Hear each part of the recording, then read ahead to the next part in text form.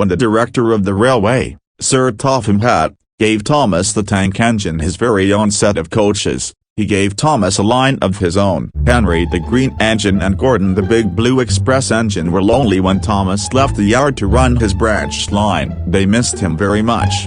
And now they had more work to do, too. Henry and Gordon had to fetch their coaches themselves and they didn't like that. Edward also helped out with odd jobs and so did James, but James did make more fusses about the extra work.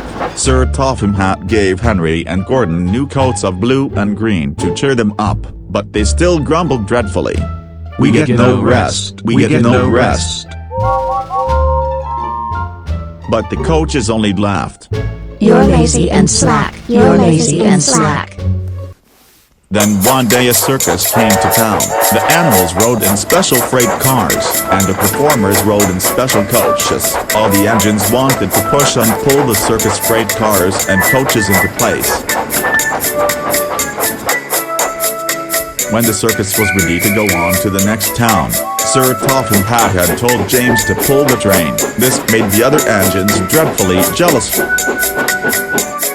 However, they soon forgot about the animals, as they had plenty of work to do.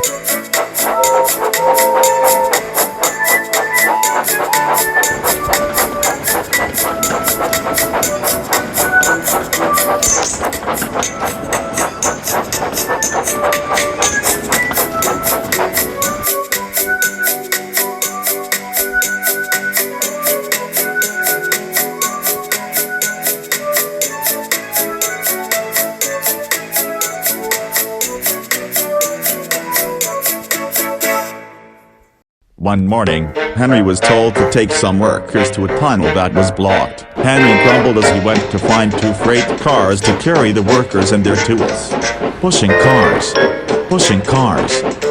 Henry and the freight cars stopped outside the tunnel. The workers tried to look through it, but it was dark. No daylight shone from the other end. The workers took their tools and went inside.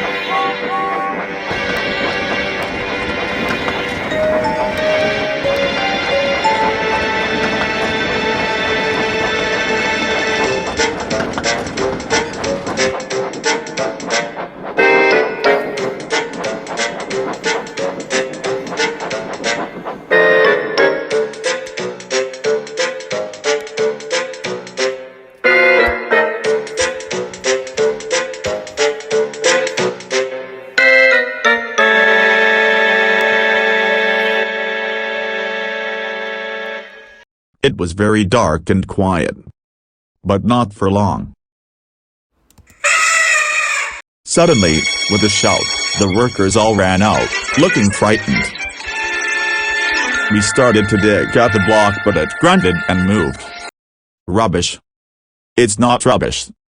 It's big and alive. We're not going in there again. Right, I'll ride in the freight cars and Henry shall push it out. Henry hated tunnels. He had been shut in the tunnel in 1922 for being afraid of the rain, but this was worse. Something big and alive was inside. I don't want to go in. Neither do I. But we must clear the line. Oh dear, oh dear.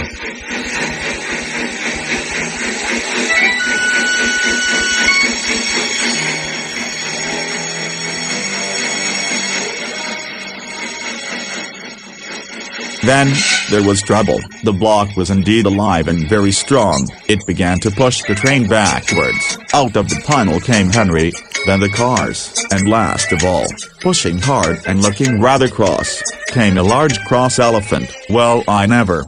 It's the elephant from the circus. Henry's driver put on his brakes, and someone ran to telephone the animal keeper. The elephant stopped pushing and came towards Henry and the workers. The workers gave him some cake, so he forgot he was cross and remembered he was hungry. He almost drank 3 buckets of water, and was just about to drink another, when Henry let off steam. The elephant jumped by surprise and he squirted water all over Henry by mistake. Poor Henry. The elephant and his keeper were soon reunited, and the workers rode home, laughing happily at their adventure. But Henry was very upset. An elephant pushed me. An elephant whooshed me. Once he was back in the shed, Henry told Gordon and James all about the elephant.